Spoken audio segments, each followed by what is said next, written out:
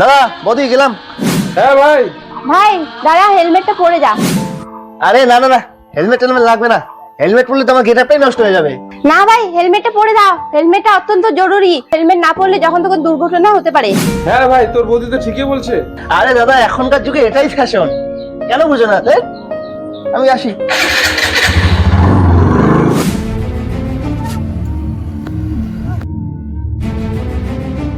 2 বছর পর। ওগো শুনছো, আমি বাজারে যাচ্ছি। দাঁড়াও দাঁড়াও, হেলমেটটা নিয়ে যাও। আরে হেলমেট লাগবে না, এই তো বাজারে যাবো আর আসবো। না না, তুমি হেলমেটটা নিয়ে যাও, হেলমেটের জন্যই আমরা আমাদের ভাইকে হারিয়ে ফেলেছি। আরে সেটা তো ঠিক না, আমাকে হেলমেট লাগবে না, আমি গেলাম। ঠিক আছে, গেলাম। ঠাকুর যেন ভালো ভালো যায়। কিছুক্ষণ পর। তুমি হেলমেট পরেছো?